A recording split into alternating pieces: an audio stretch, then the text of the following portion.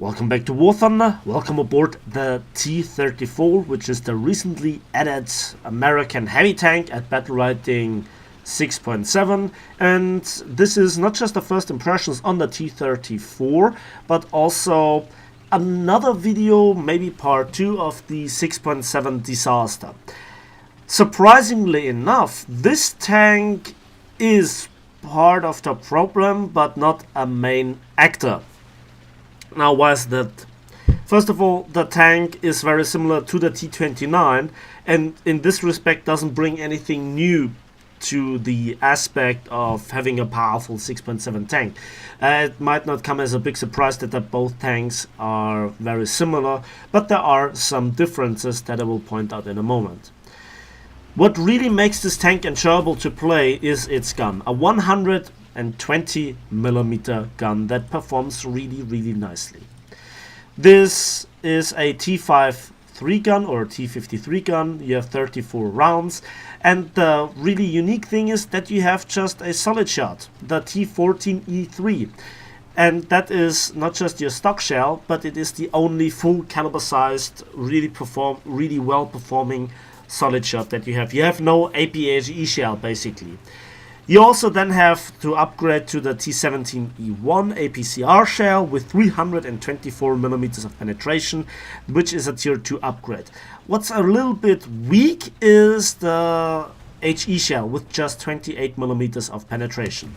The gun sound is the same as on the M103. I'm a little bit sad about it, but you know, it's a good gun sound, as you just heard, and it brings in the results.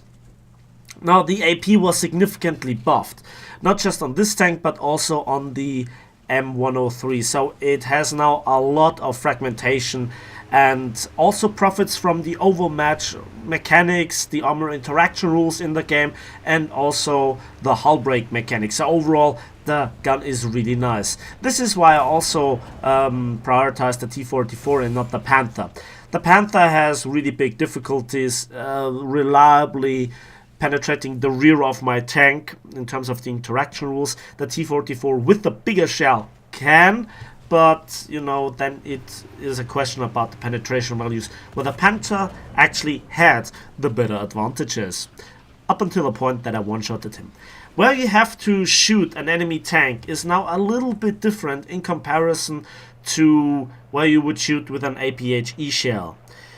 Now, what really comes in handy is that this shell seems to have a really good normalization value in this respect.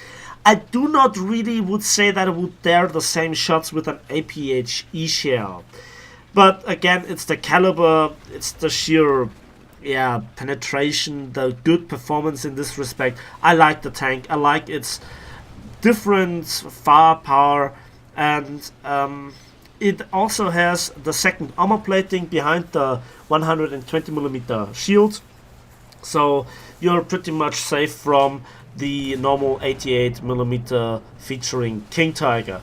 The 10.5 is able to inflict heavy damage on you if he penetrates. And this is actually, I think, my first ace match, and from this point on I think there was not much action left because we sliced through the enemy team quite hard. So the T34 brought with its introduction a buff to the solid shot, in terms that it fragments now a lot and not just can slice through a tank without dealing significant damage like a PDS in the old days, so to speak. Now here I had a weird non-penetration on the turret front of a Tiger. I guess it was a Tiger E. The Tiger E's turret front always seems like a little bit buggy. However, you know, it doesn't matter. I could charge him without really having a lot of fear.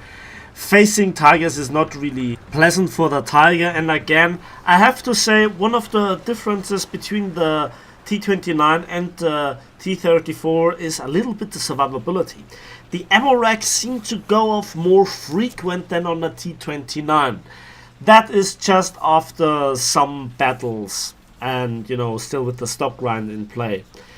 And this is just again something that is very difficult to point out because you don't have really numbers for it. It's just a feeling. And yeah, then there seems to be absolutely no armor on the gunner's side, so somebody actually killed me with a machine gun bullet going through. The T29 has around about 30, between 40 millimeters of armor there. It's still a weak spot, but you know what I mean. So, and then it comes to another point. Today we had a big discussion on Discord around about, War Thunder with a lot of people.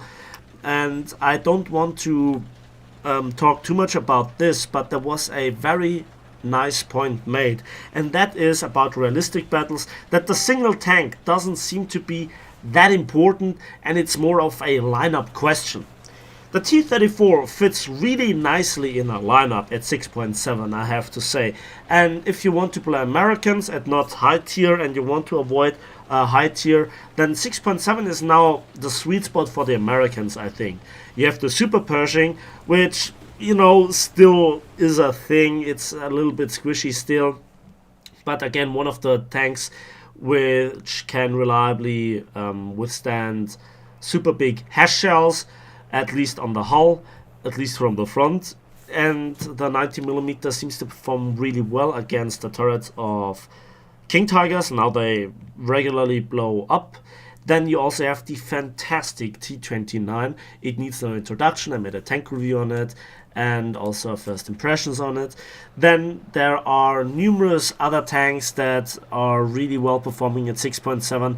The M56, the T92, really nice troll vehicles. You can fill in tanks like the M26 E1, again another long-barreled 90mm, and the Super Hellcat. What makes the T34 a little bit special is its performance gun-wise against a IS-6 or an IS-6, because you can reliably penetrate the turret front with your standard shell and still inflict a lot of damage. In fact, the spalling on this buffed AP shell surpasses, in my experience lately, the penetration and the damaging effect of the APHE shell on the long 88. So in this respect, the King Tiger also has kind of lost its strike potential. If now you would compare it to the 10.5cm King Tiger, which is 0.3 battle rating higher, it's a different manner. However, you kind of can see where this is going. Is this tank really equal to 7.0, or does it be justified at 6.7? How important is this argument, which is another kind of discussion? How really do you value an argument, and also how would you kind of try to fix certain issues? All this comes back to the T34. Now, I think the biggest benefit that this tank has is its AP shell. And that is surprising. Previously, I was always convinced that APHE is the ultimate king of shells. There are heat shells, but they have limitations. Then there are other shell types like cash that don't really perform very well against sloped armor, or spaced armor rather. Sloped armor where they still could bounce, but that was improved. And spaced armor still absorbs the overwhelming majority of damage, and so on. So every shell type has its disadvantage. At 6.7, I'd say this shell fits in really, really nicely. I could ramble on literally for hours, but 247mm of penetration is roughly equal to the upgraded shell on the 10.5cm King Tiger, but that in theory should do more damage. Higher, though there are now those magic gun breaches, and then it really comes in that this spall effect is artificially boosted. Much so that I do more damage with turret penetrations than with the APHE shell from the 88. And that is just weird. That is really, really weird. There are still certain small advantages that the long 88 has, like fire rate and, overall the amount of ammunition that you can take with you. But in a 1 versus 1 scenario, the King Tiger has lost a lot of its fear. Furthermore, I discovered that you can more or less penetrate reliably the lower plate of the King Tiger based tanks, such as also the Yak Tiger, and also penetrate the transmission and do then tremendous amounts of damage with it. That goes so far that I managed to one-shot a few King Tigers from the front through the lower plate. The fragmentation is that strong. Furthermore, for example, when you are behind an enemy, and where would you shoot? Normally you go for the turret, right? To kill the turret crew. But you also could shoot through the engine. But with normal regular APHE shells, they will detonate in the engine room. There's also internal armor on tanks, especially separating the fighting compartment from the engine compartment, and they absorb most, if not all, of the fragments caused by the APHE shells. The AP shell, especially on the T34 in this respect, now goes through the engine, sets it on fire, and even lets it explode. Same with the fuel tanks, and keeps on going into the crew compartment, shrapneling all of the crew. Not just the driver and the radio operator, but also the turret crew. And that is a really powerful feature. That by itself is more of a role of distinction, or uniqueness, so to speak. There are not many tanks at this battle rating that rely on AP shells. Yes, there are the British, but it's more of them excelling at APDS rather than AP shells. Furthermore, there is now the thing that this tank is like the T29, very strong in a hull-down long-range engagement role. And, you know, this solid shot keeps a lot of its penetration between or over a certain distance. If you look at the stock shell, at 2,000 meters, it still can penetrate the turret front of a King Tiger, where you can penetrate 191 millimeters. If you hit it at this distance, is a different story. But at 1,000 meters, you have then 280 millimeters. That's just 1 millimeter less than the APHE shell on the T29. And furthermore, you have the backup APCR shell, which is, as far as I can tell, one of the strongest in the game, if not the strongest at this point. Certainly for the caliber, I think it's the biggest. And in a moment we can see how the shrapneling works against the tank from the rear.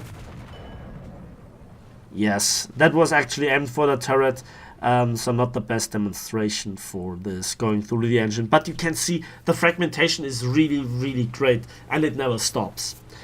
So in this respect, I had a lot of fun with the T34, and especially I didn't feel pressured to go for any kind of upgrades. Yes, you always want to have your gun being precise, but that's with every tank. You always want to have the best ammunition available, and with the stock shell you basically have it. Furthermore, you want to have a good survivability.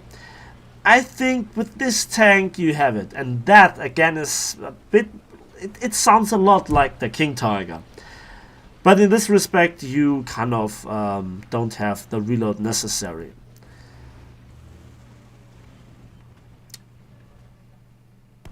And that is actually the hull break mechanic coming into play very, very nicely.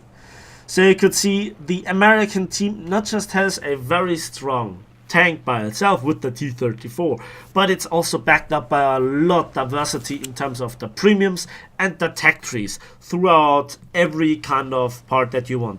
Very strong tank destroyers / light tanks, you know, they're kind of a mixture of them, with very strong shells. Furthermore, you also have good medium tanks and also really great heavy tanks, and enough of them to make line up just with tanks. And then we also come to the planes. We have the fantastic 82 Skyraider.